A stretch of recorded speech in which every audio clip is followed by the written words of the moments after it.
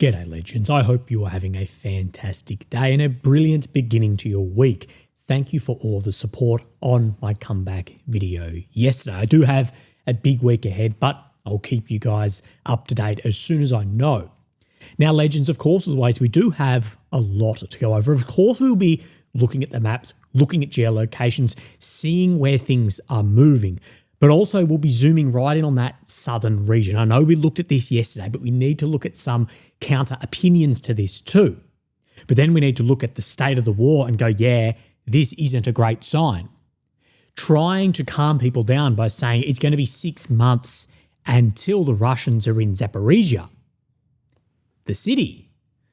I think that saying that to try and calm people is a far worse sign than the linear warfare bros of what they were saying for the last couple of years, and they're their own worst enemy. So we'll be looking at that. But where we're going to start is, it seems like I went away for 7 days, I come back and everyone's a doomer.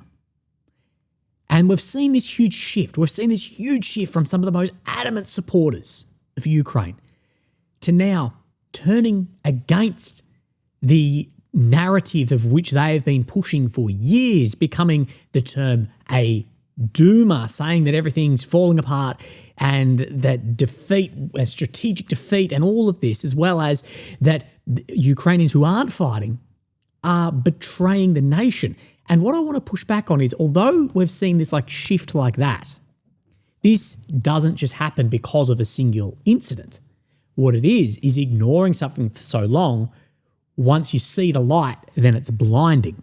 We'll also look at Russian influence, foreign influence into Europe, and how this is actually far more effective than the Russian intelligence services could ever actually hope for due to the reaction of these European states. So a lot to go over. We're going to start here with one of the most ridiculous posts I have seen, but this is one of many saying words to similar effect over the past 48 hours.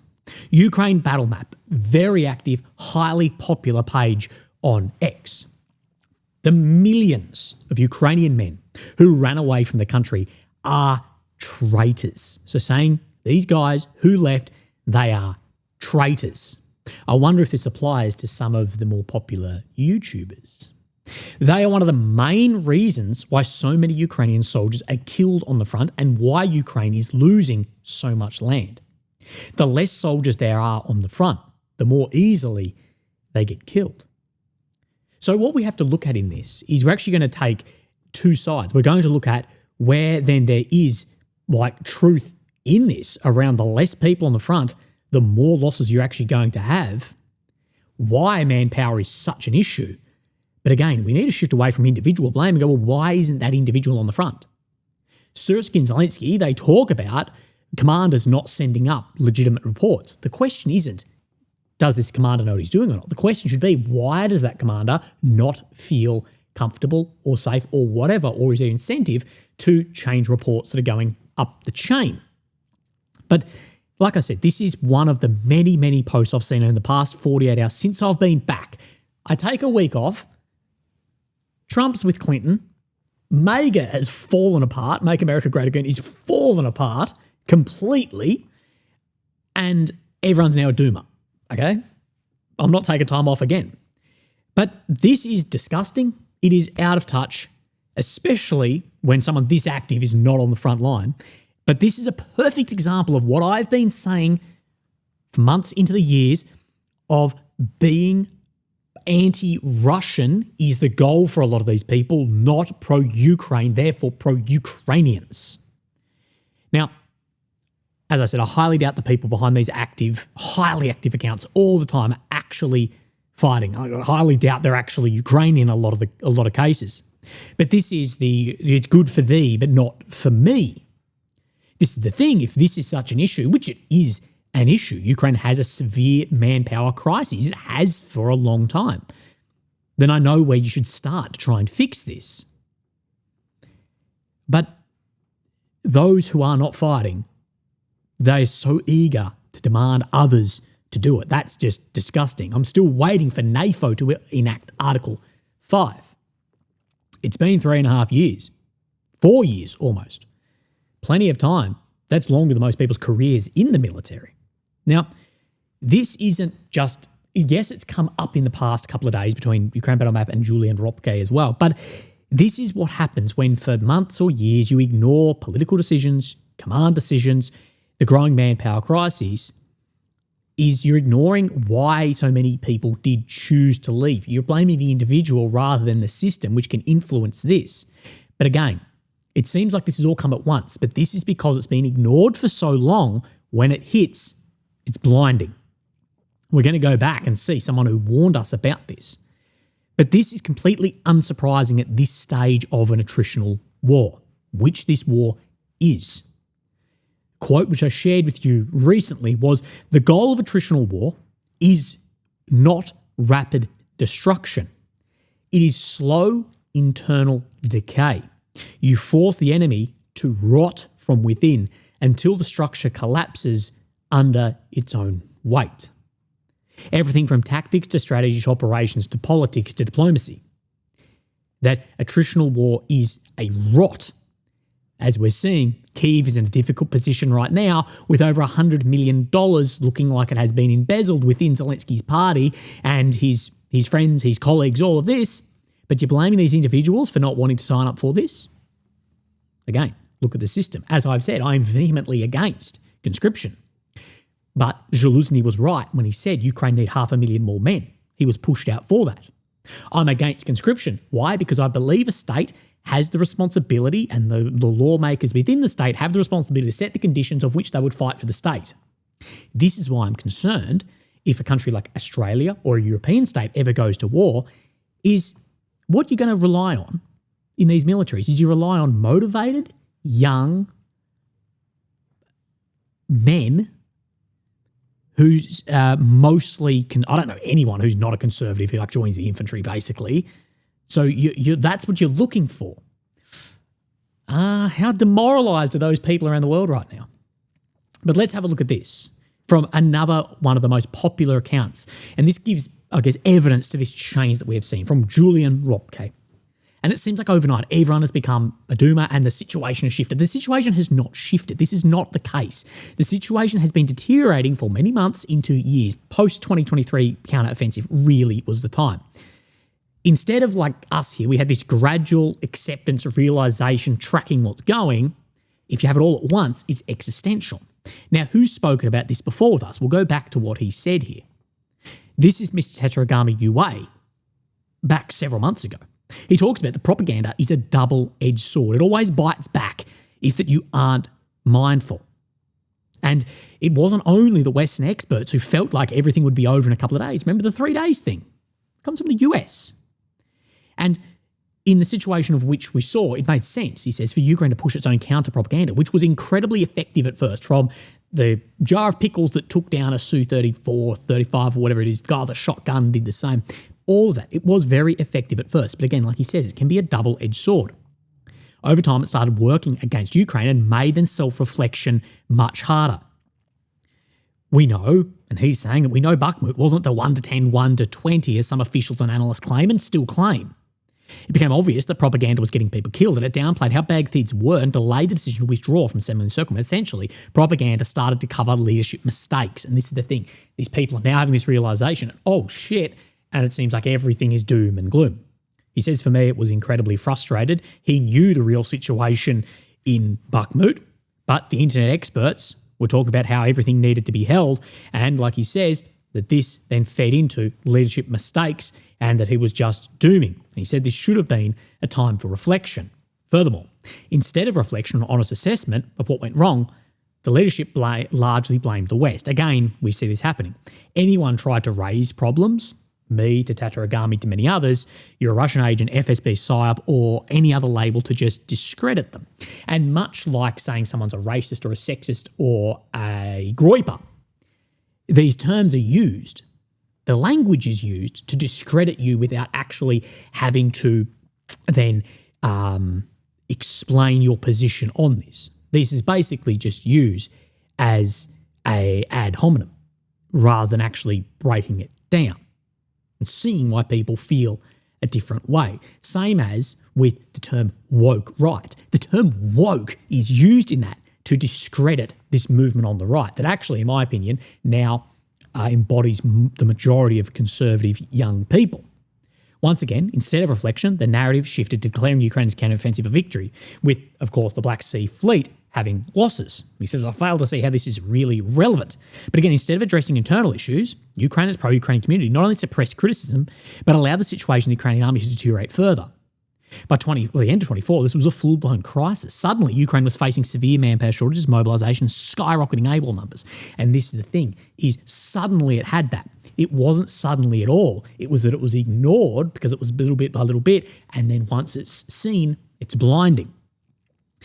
These problems, they're not isolated incidents, but results of deep systemic failures that would require radical reforms and monumental efforts to fix. Efforts that we have been saying for a very long time, and I believe Zaluzny saw as well, but now we see things like this, now that it's sort of coming to then the pointy end. But this is a fantastic quote from Tatarigami here that we shared back then.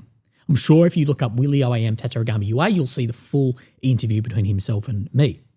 When people aren't gradually introduced to these issues, they only understand the battlefield through propaganda narratives. They quickly swing from blind optimism to extreme pessimism, losing morale and faith entirely. And that is what I believe that we are seeing in the community at the moment. Back to Mr. Julian, who I think is absolutely in this bucket of this huge swing, because it went from blind optimism, ignoring everything else. You're in your pseudo environment, and that pseudo environment cracks, and then holy shit, there's manpower. What's going on? Again, the manpower crisis is not, you can't blame the individuals who have left when we look at the system, the operations, the politics, the command, the mission. Like, this is putting more responsibility on these guys than a country invading. It's disgusting. In recent weeks, I've published only a few strategic analyses. One reason for this is the dynamic and steadily deteriorating situation of the Ukrainian armed forces in the southeast of the country, but also in regions of Kharkiv, Donetsk. We'll look at the south because that is the area which is, in my opinion, worse. Like, Pokrovsk is just a city. It's important, but it's just a city. The south, that can be a catastrophe. However, the situation can no longer be glossed over by PR actions from the Ukrainian General Staff, nor the sugarcoating or ignoring on the part of the government in Kyiv. Ukraine is heading towards a strategic defeat against Russia's invasion forces. Ukrainian journalists and activists, which I think the overlap in that is a fucking cylinder, have now recognised the seriousness of the situation. And the attachment, he just shares some people talking about this. But again, exactly the quote here from you're only understood the battlefield through your propaganda narrative, you have this extreme swing. Yet neither the Ukrainian army nor its Western partners are drawing the necessary lessons from their previous mistakes in the conduct of the war against Russia, or are these activists seeing the reality for what it's been for a very long time? More than 2,000 delivered tanks, armoured personnel carriers and armoured vehicles are largely useless in the face of Russia's growing dominance in fibre optic, guided and other drone systems. This has been largely accepted. Instead of supporting Ukraine with weapons of mass destruction in the modern sense, that is millions of FPV drones, no, millions of FPV drones, this is just very efficient, targeted artillery. It is by no means a WMD. A WMD is useless except for the multiply it could add to the battlefield, so therefore people don't invade. Okay, you raise to such a level. As well as with thousands of powerful cruise missiles for deep strikes. Again, this is nice, but where are they coming from? Western nations continue to limit themselves to spotty aid and investments in strategically overestimated Ukrainian long-term drones. Again, like we spoke about, like Tatarigami said, it's all blamed on the West. Except we've seen, instead of rallying for more drones, more this, more that, more men, we see we need PR, we need F-16s, which have had relatively zero impact on the war. Abrams, zero impact on the war. Challengers probably have made the war fucking worse because they're all bogged or broken down. Again, you can't. I know everything's being blamed; it'll all be blamed on Trump in the end. But again, you need to look back internally, not just shift everything in one direction. The Ukrainian government also seems to take the war of annihilation against its country only half seriously. Again, I fully agree with this. This is an existential war of annihilation, of absolute capacity for the existence of the state to be extinguished. But it's only taken half seriously. And we see this with the conscription. Again, I'm vehemently against conscription. But you're saying it's an existential war because of Russia's invasion. But you're also saying we can't then mobilise these people because of demographic issues. You see where there's the paradox in this? Julian asks, where are the allegedly 17,000 men mobilised per month who are actually being deployed? It remains a mystery to most observers and soldiers at the front. Got some news for you that may just be on paper. Desertions and temporary absence from duty, AWOL, which entire brigades often only exist on paper, remain largely unpunished. Why? The numbers are too large. It's in the tens of thousands.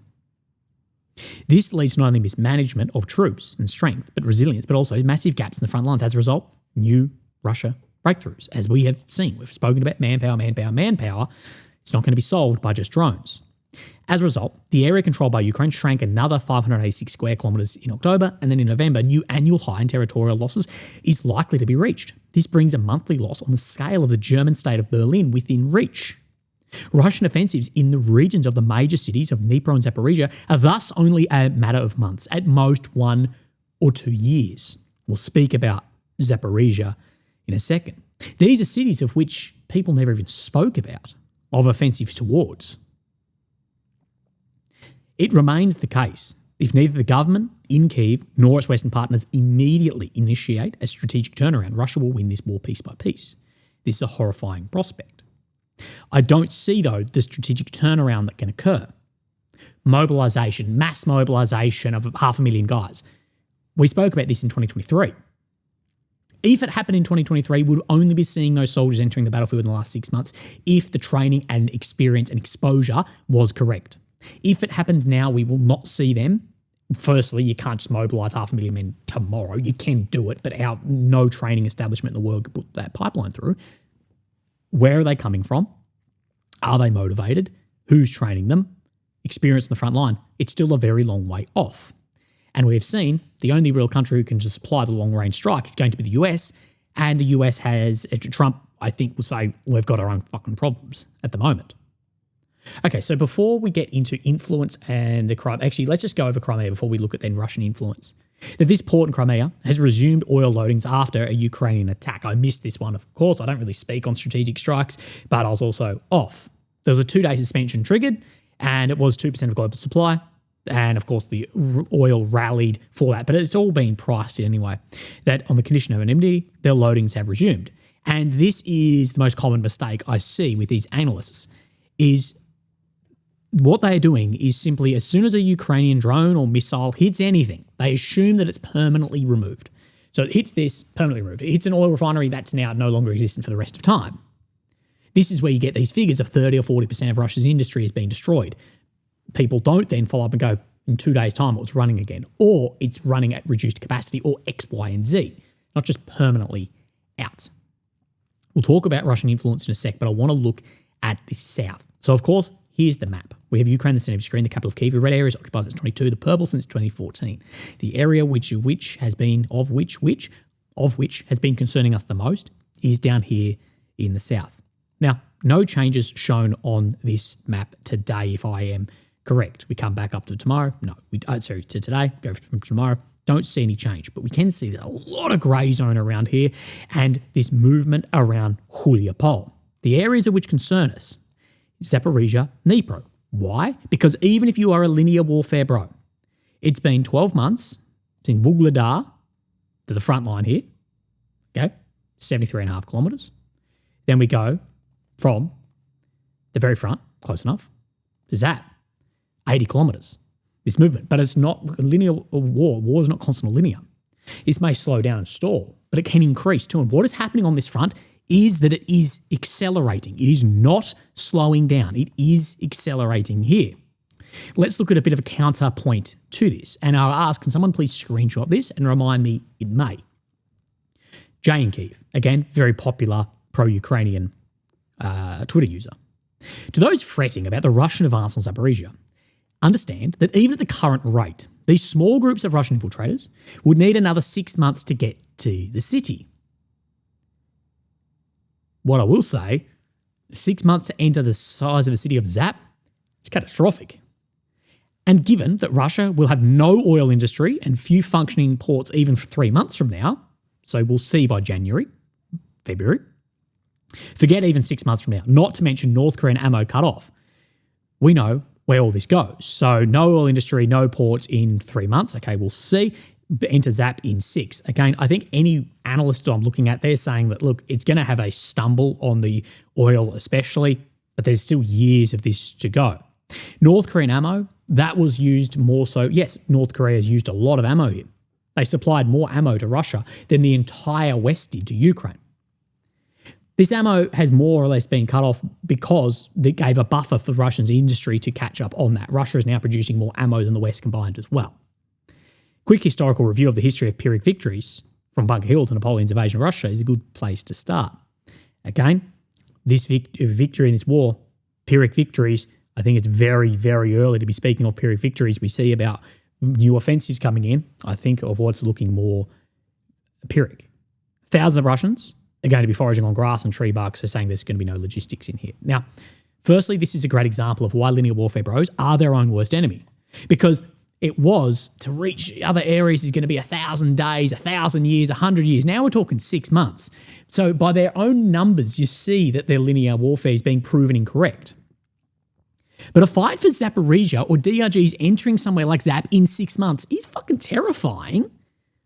Zap is 5 times the size of Kramatorsk, or close enough. It's over 700,000 people. It's major.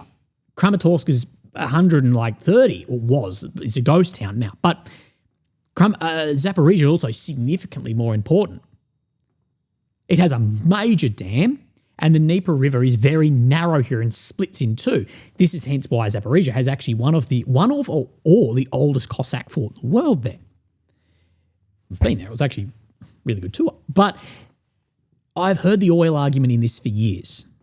And it's no doubt the oil situation is difficult. It's going to deteriorate. It's going to get more difficult in the future.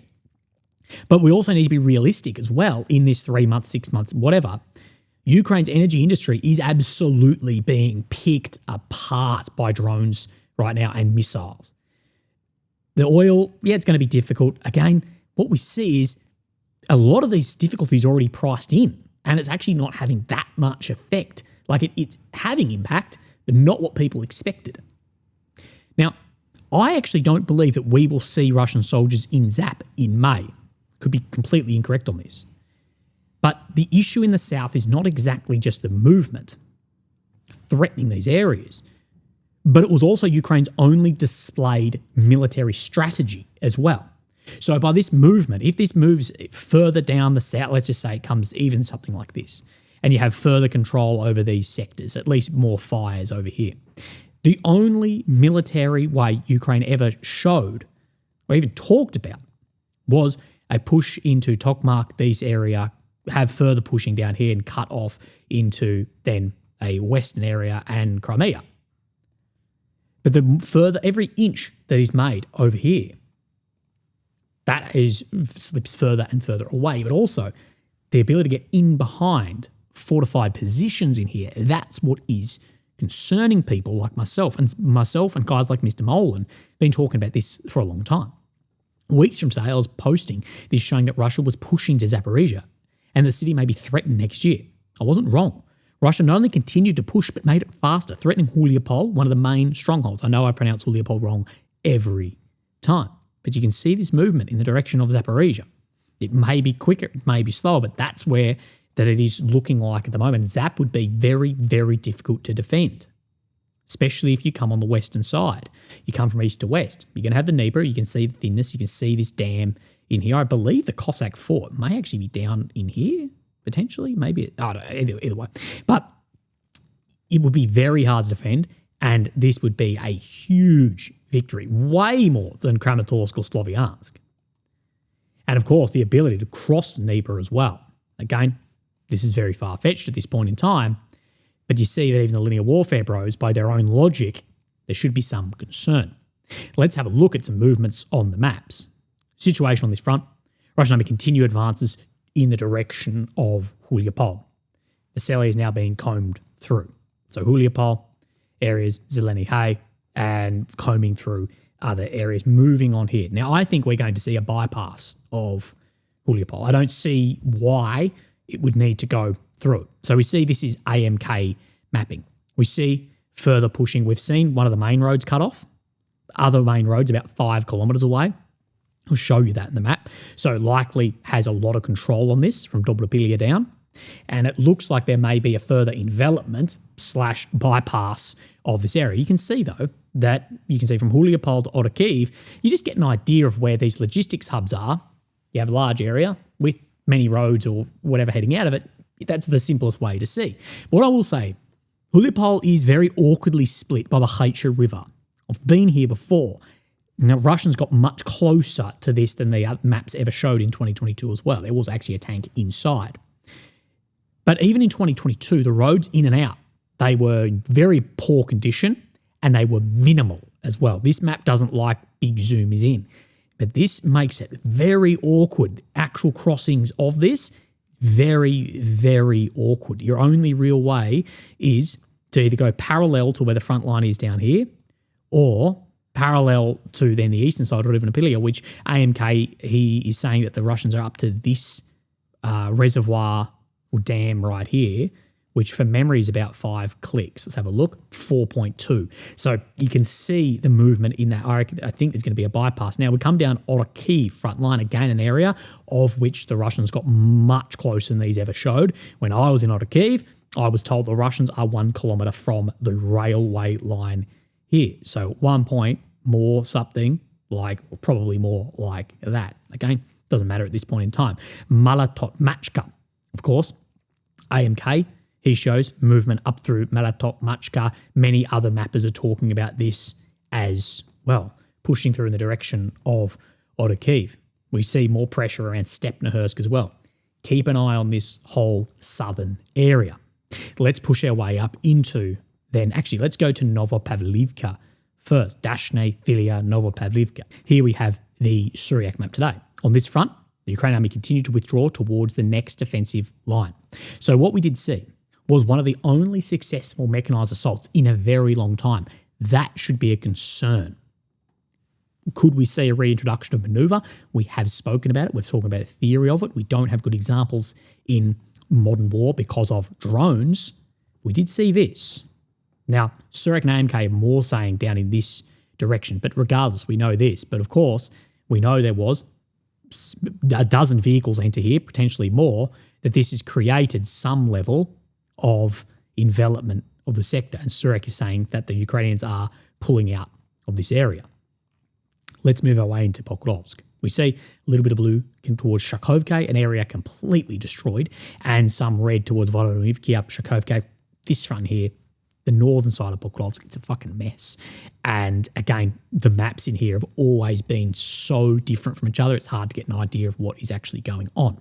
But what we see in Pokrovsk actual today is a large amount of grey zone. See this? From Lysivka to Moskovsky, a large amount of grey zone being made down in this pocket. Again, not wanting your enemy to disengage when you've got them in a pocket like this, but now leaving the only part that's not grey zone in Minograd. We see by Mr. AMK's mapping in my folder, he shows this area is coming under Russian control. Further movement down through, I believe these are the pig farms and a little bit. So instead of going from like a pinch in here, it's gone to like a tunnel in the ability to move out of Minograd. Further movement he shows through Rodenske as well. So instead of being like this, where it's pinched, it's more like a tunnel, making withdrawal more difficult, potentially significantly more costly. But let's have a look at these farms down in here, because this isn't even shown in grey zone, but let's have a look at this geolocation. We see some footage from Ukrainian drones like this, targeting Russian forces, and this is geolocated to here. So we know there's at least grey zone to that area. Of course, this is the last remaining road. The situation in Pokrovsk is unfolding. It's been unfolding for a long time. It's funny to see titles being like, the time to leave is now. Is Pokrovsk too late? And people getting called doomers for that. We're like, over here, we've been saying like, It's been unfolding for 6 months. It's been in a shit position for that long. There's Fab 3000s being dropped on all the areas down here. There was a post on AMK's Age Like Milk today that someone saying Fab 3000s are only used for propaganda purposes. Okay. But you can see this is more likely of what this actually looks like. But even this is a very bad situation. Mr. Surek map, his map was a little bit earlier, like it's older than AMK's. He doesn't show this movement to the farms up here. He shows it in grey. So get an idea, but again, moving towards the rail, again, making like this tunnel in the exit, further pressure on the north and eastern side of Minograd. But he does talk about Ukrainian withdrawals out of this southern area as well. Continue their withdrawal. So pushing up into Minograd. But this withdrawal down in here of what this grey zone is confirming, I highly doubt this withdrawal is doing that. Highly doubt that. That this withdrawal will be doing this. Of course, I showed you yesterday where these fabs are landing down in these areas. And then Minograd, where we see a full physical cutoff. Some mappers are showing it as that. Will we see mass surrender? Will we see fighting to the end? We will see. How many soldiers are actually there? Well, it's got to be a lot. It's not going to be none. There's still going to be a lot, or else we'd just see a sweep through. It would clear very quickly. So this situation here, I know many are saying this is the turning point. This is not the turning point because there's no real specific turning point. It more evolves over time. But I think it will maybe this is a turning point in the informational war. Does that make sense? It's not a tactical or strategic turning point, but for the information where people are changing opinions and narratives and X, Y, Z, this is then a turning point. This is a Rubicon being crossed, I think, for many. And we haven't yet seen how this is actually going to unfold and how this is going to be saved in the narrative. And this is going poorly at the moment. You've got to remember, Europe and Ukraine need the US. The US, in my opinion, is in chaos at the moment. I know it might be hidden a little bit, but you've got the president looking like he's caught up in all of this. You've got his base splintered. So what he's not wanting to do is have huge oil changes, huge support outside of the nation to foreign money going. So that's an isolated incident that will affect this. At the same time, you've got the largest scandal that hit Zelensky's government. At the same time, you've got this occurring and there's all this other stuff going on. Huge problem. Now, in an effort not to make this video too long, I'll go over the piece I was going to speak about Russian influence. I'll go over that tomorrow. I'll go over it right at the start for you. Anyway, we've covered everything. Legends, look after yourselves. Have a great day, and I'll speak to you tomorrow. Thank you. Bye-bye.